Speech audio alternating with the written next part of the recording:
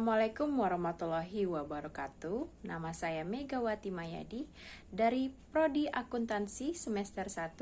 Di sini saya akan membawakan ringkasan materi aspek hukum dalam bisnis. Dosen pengampunya adalah Bapak Sujana Teja. Materinya adalah hukum perdata umum. Pengertian hukum perdata. Hakikat dari hukum dagang adalah hukum perdata. Sistem hukum perdata yang berlaku di Indonesia berasal dari sistem hukum Eropa kontinental yang diatur dalam KUHP Perdata. Untuk membuktikan bahwa hukum dagang adalah hukum perdata, maka harus dipahami dasar hukum perdata dan sistematisnya. Sebagaimana telah dijelaskan di bagian pendahuluan, penting untuk dinyatakan kembali bahwa hukum perdata adalah hubungan pribadi antara manusia dan manusia sebagai subjek hukum. Karena bersamaan hidup dalam suatu masyarakat, manusia sebagai subjek hukum adalah pembawa hak dan kewajiban yang terdiri dari 1. Orang sebagai manusia menurut kodrat. Disebut pula dengan pribadi kodrati. Setiap manusia hidup itu mempunyai wewenang berhak dan orang yang sebagai subjek hukum berbentuk badan hukum adalah subjek hukum yang tidak memiliki wujud jasmani yang terdiri badan publik misalnya negara dan badan hukum perdata misalnya perseroan terbatas atau PT, yayasan dan koperasi. Jika dilihat dari sudut ilmu, maka sistematika hukum perdata adalah sebagai berikut. 1. Hukum tentang diri sendiri. Personality. 2. Hukum kekeluargaan. 3. Hukum kekayaan. 4. Hukum warisan. Memperhatikan permasalahan-permasalahan yang timbul dalam masyarakat yang berkaitan dengan hubungan antara manusia di bidang perdata, maka setiap masalah akan dapat diselesaikannya, yaitu dengan cara menganalisanya secara ilmiah yang didasarkan pada peraturan yang terkait. Apa sebetulnya hukum perdata? Mengapa hukum perdata yang diatur dalam KUHP Perdata wajib dipelajari untuk mempelajari hukum dagang? Setelah mempelajari dan memahami hukum perdata, sebagaimana yang sudah diuraikan dalam bagian pendahuluan bahwa sebenarnya hukum dagang adalah merupakan hukum perdata tetapi perdata khusus. Pasal 1 KUHD tersebut adalah sebagaimana yang diatur dalam KUHP Perdata. KUHP Perdata tersebut disusun secara sistematis dimulai dari buku 1 yang mengatur hubungan antara perseorangan yang satu dengan perseorangan yang lainnya. 2. Buku 2 yang mengatur tentang hukum harta kekayaan adalah hukum yang mengatur hubungan hukum yang dapat dinilai dengan uang, benda, waris dan segala sesuatu yang dapat dimiliki. Seseorang pengertian benda secara yadis adalah segala sesuatu yang dapat menjadi objek hak milik. Buku 3 mengatur tentang perikatan yang erat hubungannya dengan perjanjian. Buku 4 mengatur tentang pembuktian dan dalawarsa. Sehubungan dengan pengaturan dalam buku 3, KUHP Perdata di dalamnya tidak memberikan definisi perikatan. Dari rumusan pengertian perikatan tersebut di atas tampak bahwa unsur-unsur perikatan adalah 1. Adanya hubungan hukum, 2. Adanya kekayaan, 3. Adanya para pihak, dan 4. Adanya prestasi. Dalam lapangan harta, kekayaan dapat bersumber dari perjanjian dan undang-undang. 1. Perikatan yang bersumber pada perjanjian. Pasal 131 3. KUHP Perdata mendefinisikan perikatan yang bersumber dari perjanjian sebagai perbuatan dengan mana satu orang atau lebih mengikatkan dirinya dengan satu orang atau lebih. Adanya perjanjian timbul hubungan hukum antara yang memberi janji dan yang menerima janji yang disebut dengan perikatan. Perikatan yang bersumber dari undang-undang.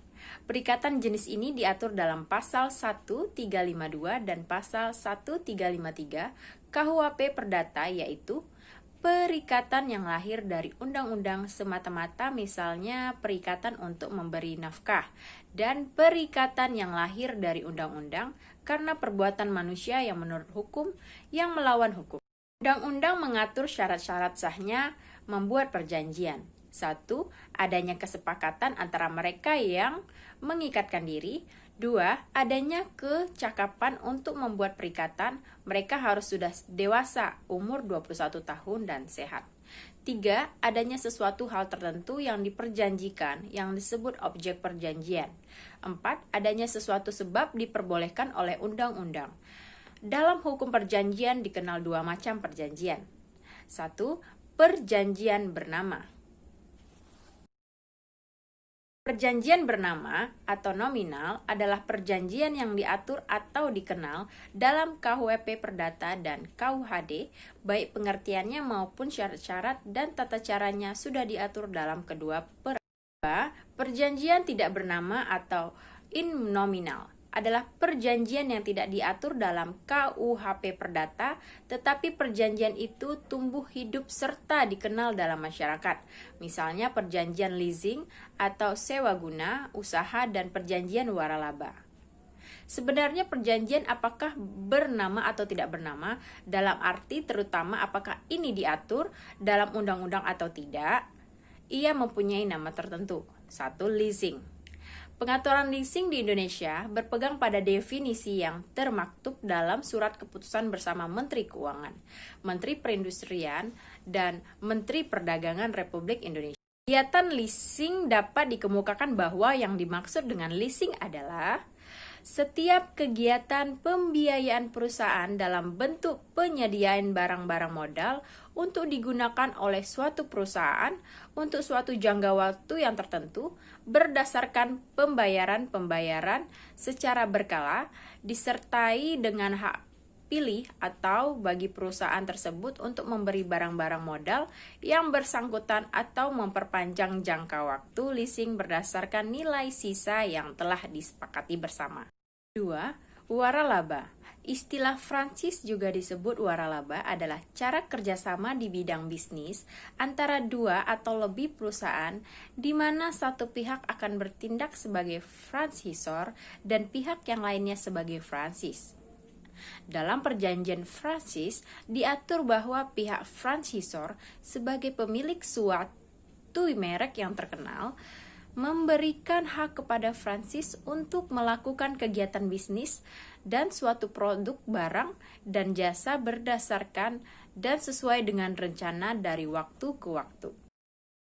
Definisi waralaba adalah suatu strategi sistem, format bisnis, dan pemasaran yang bertujuan untuk mengembangkan jaringan usaha untuk mengemas suatu produk atau jasa. Waralaba juga dapat pula diartikan sebagai suatu usaha yang bertujuan untuk memenuhi keinginan atau kebutuhan konsumen lebih luas. Jenis bentuk franchise. 1. Produk franchise adalah bentuk waralaba di mana penerima waralaba hanya bertindak mendistribusikan produk dari partnernya dengan pembatasan area. Processing or manufacturing franchise adalah memberikan hak pada suatu badan usaha untuk membuat suatu produk dan menjualnya pada masyarakat dengan menggunakan merek dagang dan merek franchise. Jenis franchise ini sering ditemukan dalam industri makanan dan minuman. Contoh, PT Ramako Gerbang Mas membeli produk master franchise yang mengelola McDonald di Indonesia yang hanya membeli pada PT Ramako Gerbang Mas tersebut untuk menjalankan waralaba McDonald. Grup trending franchise. Bentuk franchise yang merujuk pada memberikan hak mengelola toko-toko grosir maupun pengecer yang dilakukan toko serba ada. Franchising juga merupakan strategi perluasan dari suatu usaha yang telah berhasil dan ingin bermitra dengan pihak ketiga yang serasi, yang ingin berusaha dan memiliki usaha sendiri. Sistem franchise ini mempunyai keunggulan dan juga kerugian-kerugian. 1. Keunggulan sistem Franz bagi Francis adalah pihak franchisor memiliki akses pada pemodalan dan berbagai biaya dengan Francis, dengan resiko yang relatif lebih rendah. B. Pihak Francis mendapat kesempatan untuk memasuki sebuah bisnis dengan cara cepat dan biaya lebih rendah dengan produk atau jasa yang telah teruji dan terbukti kredibilitas mereknya. 2. Kerugian sistem Francis bagi Francis adalah sistem Francis tidak memberikan kebebasan penuh kepada Francisnya. Francis terikat perjanjian dan harus mengikuti sistem dan metode yang telah dibuat oleh franchisor. Sistem Francis bukan jaminan akan keberhasilan menggunakan merek terkenal. Belum tentu akan sukses bila tidak diimbangi dengan kecermatan dan kehati-hatian. Sekian ringkasan materi tentang hukum perdata umum. Terima kasih. Wassalamualaikum warahmatullahi wabarakatuh.